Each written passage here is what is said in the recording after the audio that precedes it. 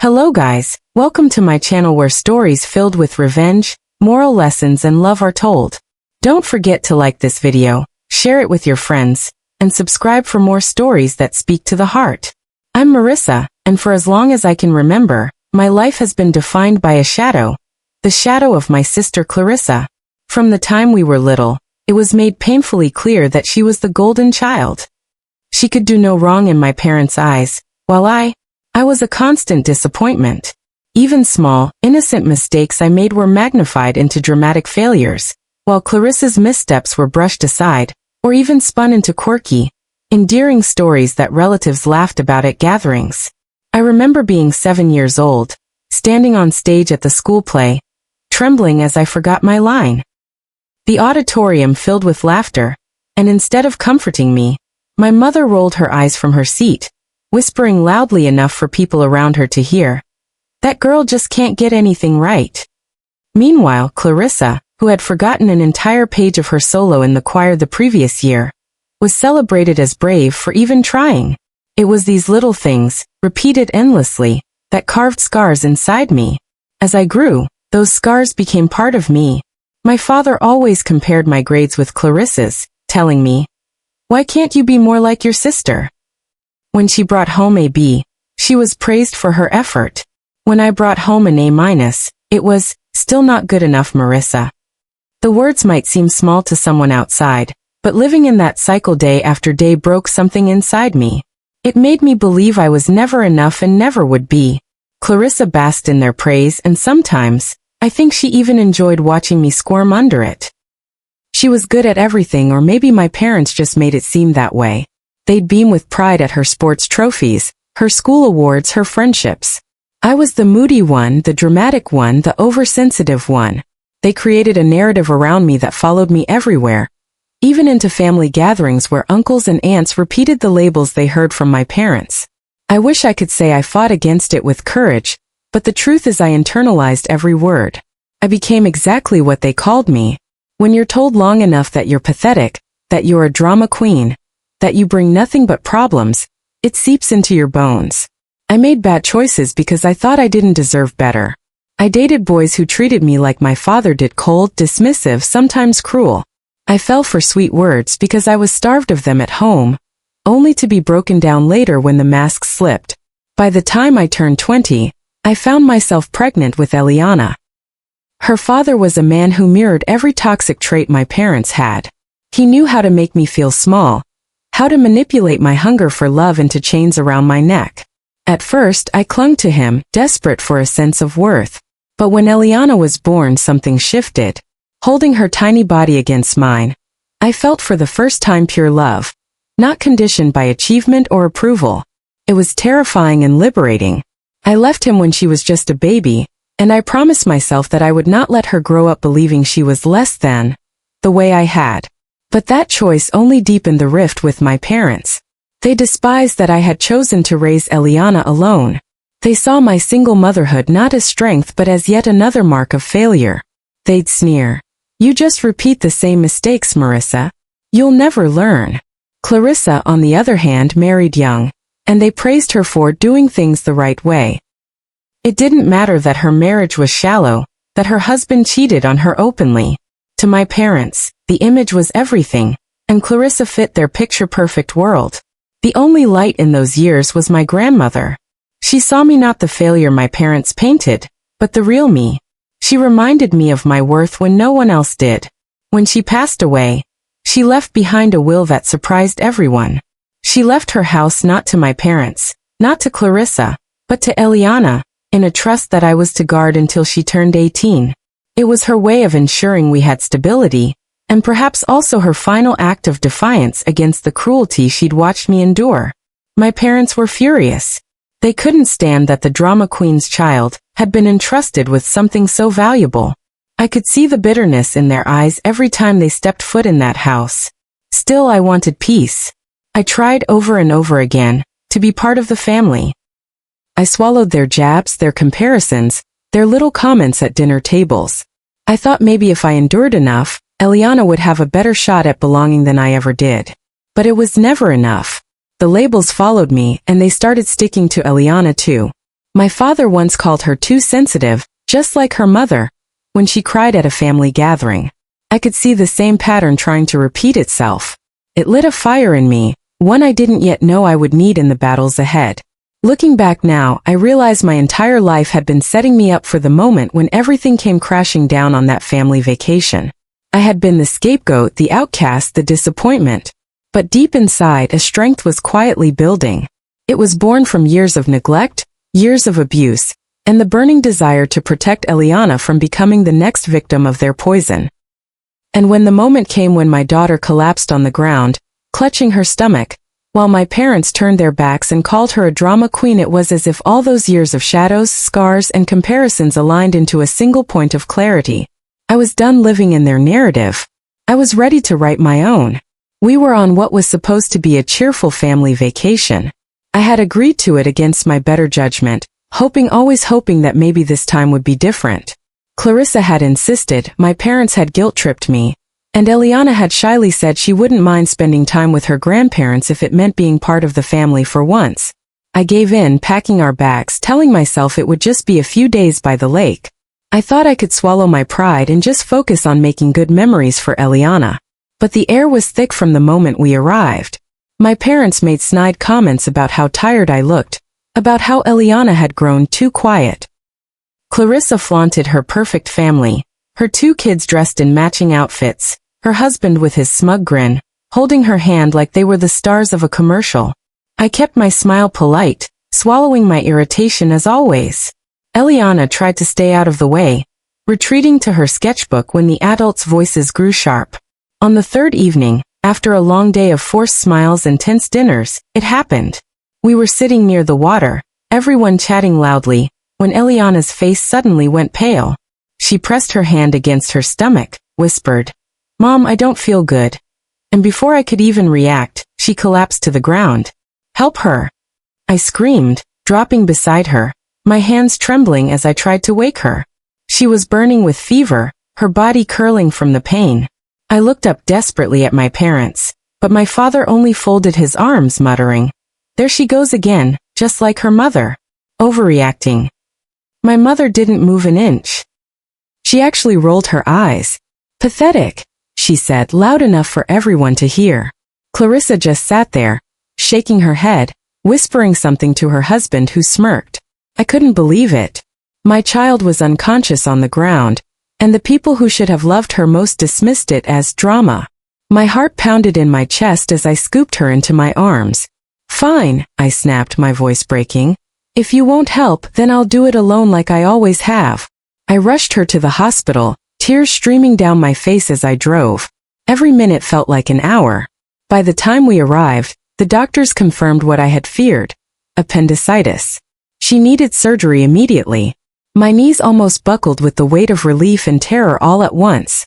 Relief that it wasn't too late, terror at how close it had been. I stayed by her side the whole night, stroking her hair as she lay in the hospital bed, machines beeping softly around her. The thought that I could have lost her haunted me. And even more, the reality that my parents had seen her collapse and chosen cruelty over compassion made something harden inside me. A line had been crossed. It wasn't until the next morning that I discovered just how deep their cruelty went. While sipping a bitter cup of hospital coffee, I scrolled through my phone absent-mindedly and froze. There, plastered across my mother's social media, was a photo of my parents, Clarissa, and her family smiling around the lake house dinner table. The caption read, "Finally having peace without the pathetic drama queen ruining everything." I dropped the phone, my hands trembling so violently that the coffee spilled across the floor. That caption, those words burned into my chest like a brand. They weren't just mocking me anymore. They were mocking my daughter. They had reduced her collapse, her pain, her emergency surgery, to nothing more than drama. I felt a rage I had never known before. All my life I had endured their jabs, swallowed their poison, told myself I could handle it. But this was different. They had targeted Eliana, my sweet, gentle child who had never done anything but try to earn their love. And they had done it publicly, broadcasting their cruelty for the world to see, painting us as nothing but problems while they basked in applause from their followers. I stared at that post until the letters blurred through my tears. Comments were rolling in, family, friends, and acquaintances writing, "So glad you can finally relax." Or, "Drama queens always bring chaos, glad you're free." They didn't know the truth. They didn't know my daughter was lying in a hospital bed with stitches in her abdomen, fighting through pain while her so-called family toasted to peace. I wanted to scream, to lash out right then and there. But I knew I had to be careful. I needed to protect Eliana, not just emotionally but legally and physically. I remembered the trust my grandmother had left her, the house deed that carried Eliana's name, with me as guardian until she was of age. My parents had been living under that roof for years, leeching off the stability my grandmother had given us. They had no idea that the power to uproot them rested entirely in my hands. As I sat there, Eliana stirred awake, her voice weak but clear. "Mom," she whispered. "Did I ruin everything?" I bent down, pressing my forehead to hers, swallowing the lump in my throat. "No, baby," I whispered back. "You didn't ruin anything. You saved me. You made me see the truth." At that moment I made a promise to both of us. Never again would I let them paint her with the brush they had used on me. Never again would I let their poison seep into our lives unchecked. They thought they could laugh at her pain, dismiss her suffering, call her a drama queen like they had done to me. But they were about to learn that the pathetic daughter they had underestimated all her life had finally reached her breaking point. And I was ready to show them just how dangerous it was to mistake my silence for weakness. When we returned from the hospital, Eliana was still sore from her surgery, so I drove us straight back to the house my grandmother had left her. The familiar walls felt different now, less like a sanctuary, more like a battleground. My parents were there waiting, lounging as though nothing had happened, as though they hadn't left my daughter on the ground, and hadn't rolled their eyes while I carried her to safety. The sight of them made my blood run cold.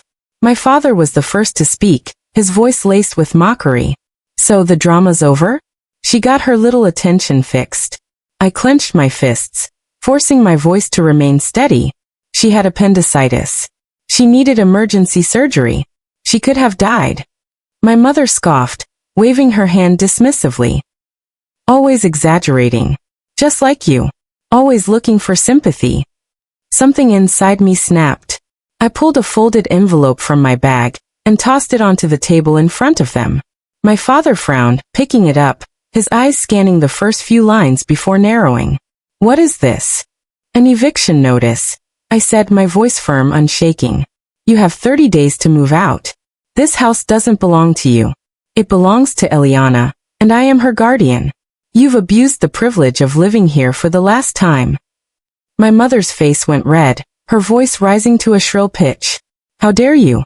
After everything we've done for you. For me." I cut her off, my voice trembling with fury. "Everything you've done has been to tear me down, to belittle me, to make sure I never forgot I was the disappointment. And now you've turned that cruelty on my daughter.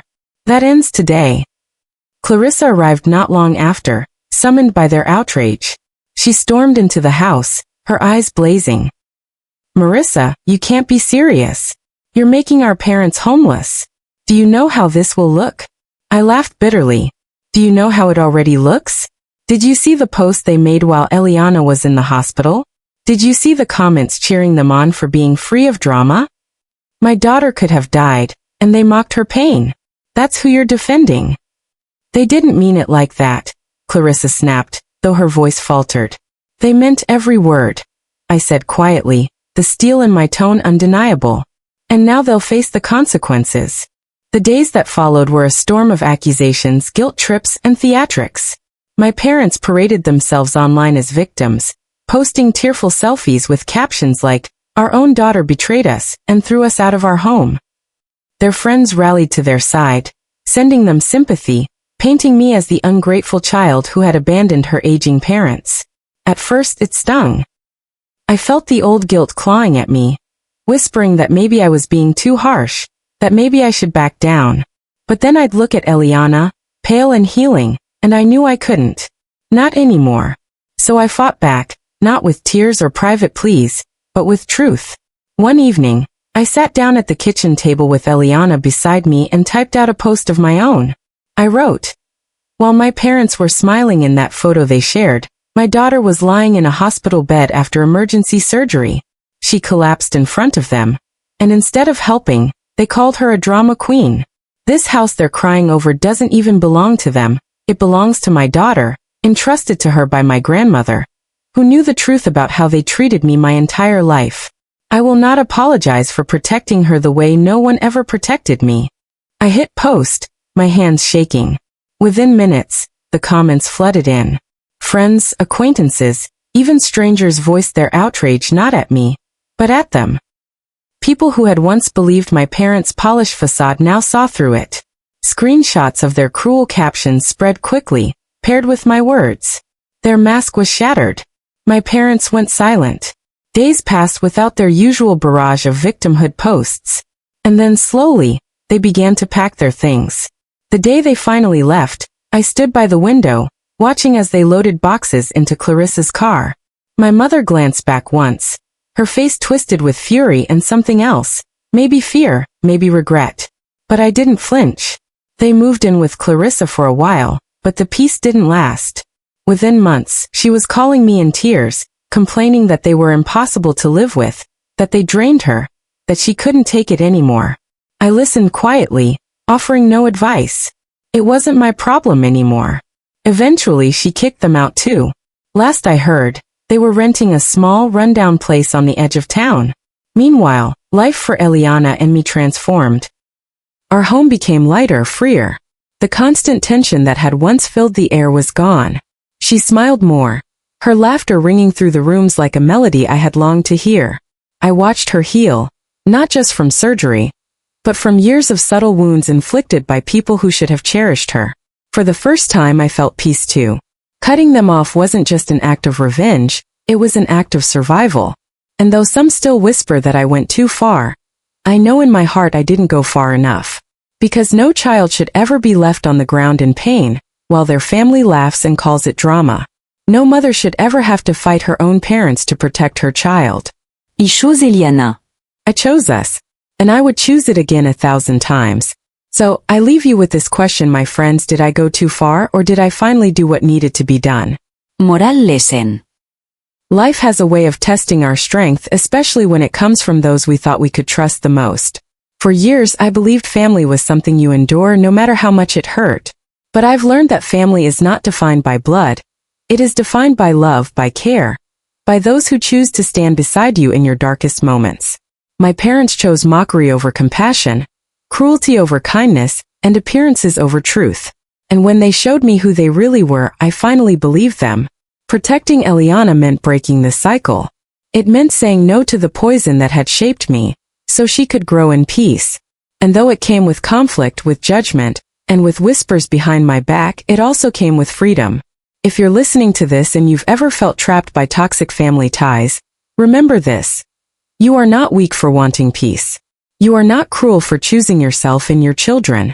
Sometimes walking away isn't betrayal, it's survival. Thank you for watching. Please like this video, subscribe to the channel, share it with your friends, and leave a comment about what you think. Your thoughts matter here.